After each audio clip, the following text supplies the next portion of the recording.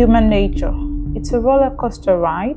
1 minute kind and generous, and the next, well, let's just say things can get dark. And when these good and bad sides clash, sometimes it's in the most unexpected places. Boom, tragedy strikes. Imagine a picture perfect town.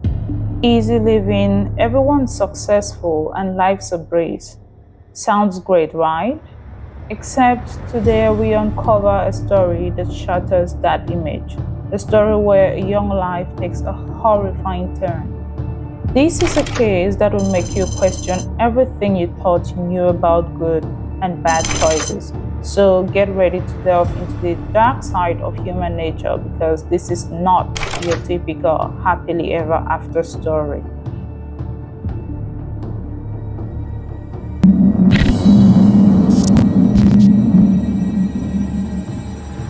Hey guys, and welcome back to Crimeco, your go-to place for dark and captivating true crime stories, where we continue to unearth the mysteries that haunt us all, bringing you the stories that leave you intrigued. If you're enjoying our content, hit subscribe and smash the like button. It helps us keep bringing you the chills. Now, grab a drink, snuggle up, and get ready to crack open another crazy case with your favorite crew. Alright then, let's dive in.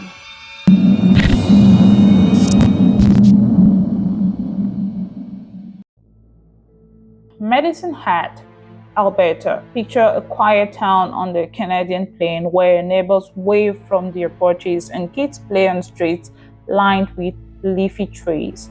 Peaceful, right? Well, not exactly. In April 2006, this seemingly normal place was rocked by a horrifying truth that shattered its sense of safety forever. Medicine Hat's known for its history and mix of culture, but this wasn't the kind of story anyone expected. The town's charm, with its neat houses and friendly vibes, completely clashed with the darkness brewing inside one of its homes. The peacefulness just made this shock even worse for the tight-knit community. People were left reeling, trying to understand how something so awful could happen right under their noses. Jasmine Richardson, just 12 years old, on the edge of becoming a teenager, living in Medicine Hat, but her life was about to take a horrific turn. Jasmine got caught up in a dark web of messed up feelings and bad ideas, and it led her down a path with no way out. Jasmine Richardson, born in 1994 to Mark and Deborah, a couple who doted on their little girl. Jasmine was a social butterfly, making friends and acing her schoolwork. Her parents raised her with kindness and love, but things changed when Jasmine turned 12. Well, she met Jeremy Stanky, a 23-year-old who thought he was a 300-year-old werewolf. Yeah, you heard that right. I guess we're all vampires now. Jasmine got sucked into the god scene he had going on, and it wasn't exactly sunshine and rainbows. Jeremy had a rough childhood, no parents who cared, and he was bullied a lot. He offered Jasmine a dark kind of comfort, and his hold on her got stronger every day. This messed up relationship pushed Jasmine away from her family, and things were about to get way worse. Jasmine also had a little brother, Tyler. At 8 years old, Tyler was full of life and curious. He didn't know about the darkness clouding his sister, and he was a bright spot in a family that was about to fall apart. The sun dripped below the horizon on April 23, 2006, blanketing the Richardsons' house in silence. No one on the quiet street knew the horror brewing behind those closed doors. A young boy peering through a window saw something awful, something that didn't belong. He raced to get help, setting off a chain of events that would rip this peaceful neighborhood apart. Soon, police swarmed the house. What they found downstairs was enough to make even the hardened cops sick. Mark and Deborah Richardson were gone, victims of a terrible attack. Upstairs, another horrifying discovery. Our little Tyler Jacob ended in his own bedroom. At first, fear ran wild. Where was Jasmine? Was she kidnapped or worse? But as evidence piled up, a horrifying truth came to light. It wasn't some outside monster. The missing 12-year-old Jasmine might be involved. Forensics combed through the scene, searching for clues in this unbelievable situation. Online messages and digital trails painted a picture of cold planning and a twisted loyalty.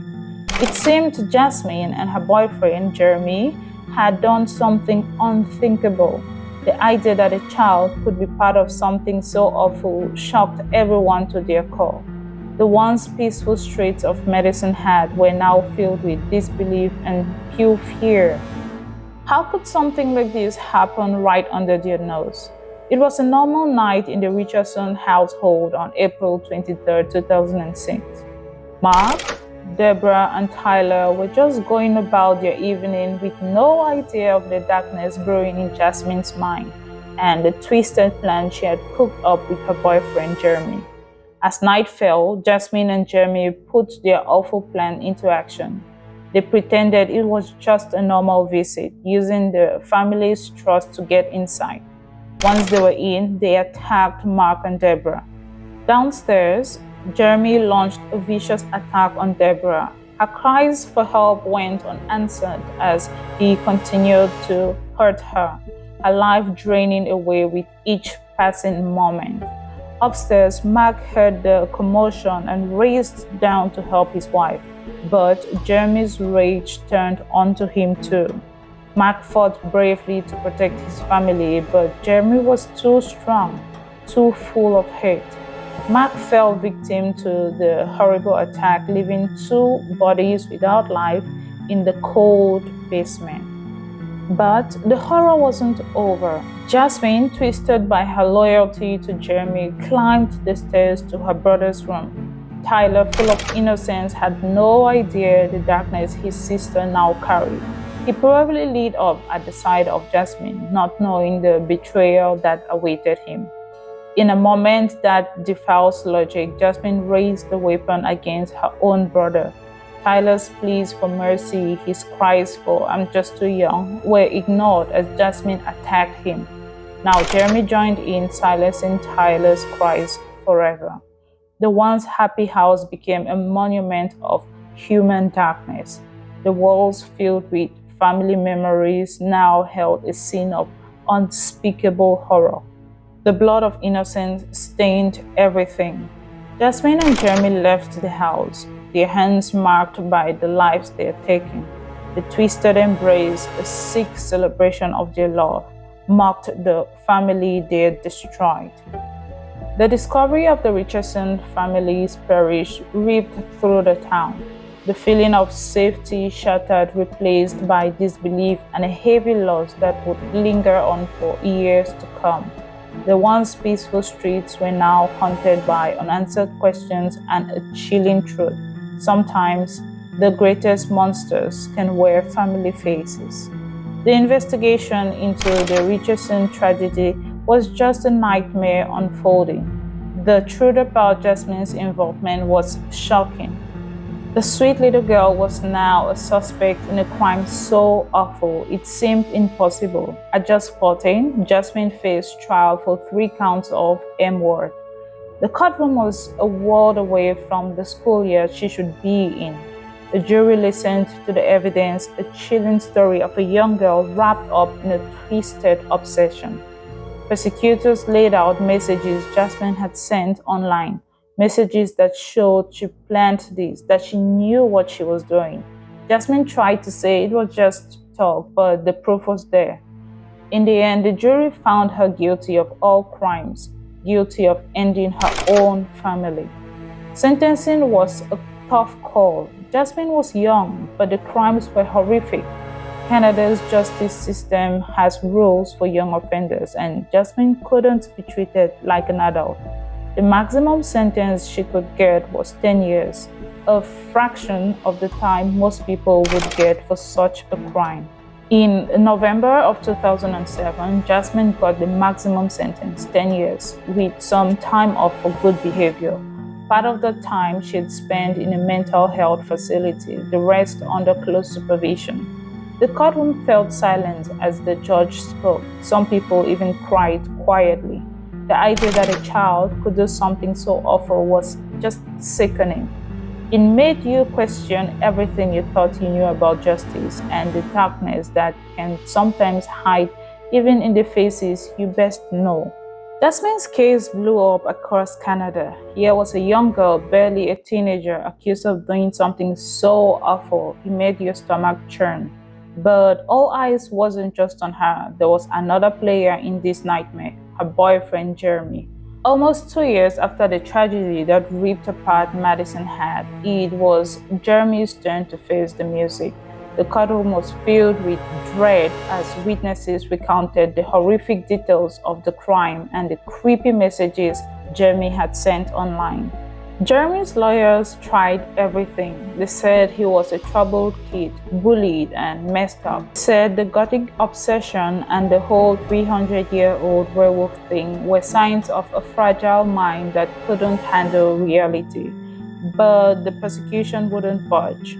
They painted Jeremy as a guy who knew exactly what he was doing, fueled by a twisted loyalty and willingness to kill for this messed up relationship. In the end, the evidence was too strong. Jeremy's own words, the cryptic messages that showed how deep he was into this, how much he was involved. The jury found him guilty on all counts of M-word. The judge threw the book at him. 3 life sentences, 1 for each life he took. This was the harshest punishment Canada allows, and it meant Jeremy would be locked up for at least 25 years before even having a chance of parole.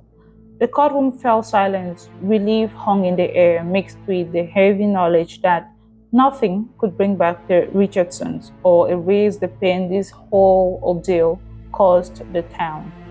Jeremy's fate was sealed, but the memory of his actions would linger in Madison Hat, a dark stain on a once peaceful community.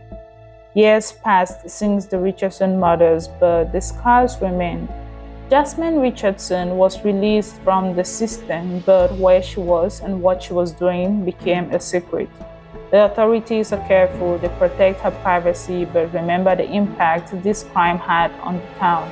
Some reports say she's a model case, proof that even after something horrible, people can change. Her behavior has been good, and experts say she truly wants to make up for what she did. Well, she can't. But not everyone buys it. Officer Secondiak, one of the first on the scene, worries that Jasmine might actually be fooling everyone. Maybe she's playing the system, pretending to be better so she can get free. Is Jasmine really okay, or is the darkness still there waiting to take over again? Only time will tell. The people of Madison Hat are stuck between wanting to move on and wanting justice. Some can't stand the thought of Jasmine walking the same streets where she took innocent lives. Others see her freedom as a good thing, a sign that people can change. The world waits to see if the girl who shattered everyone's sense of safety can truly become someone new. It's a complicated journey that will test how much we can forgive and how well we understand what it means to be human. The sun sets on this disturbing story, leaving behind a heavy lesson.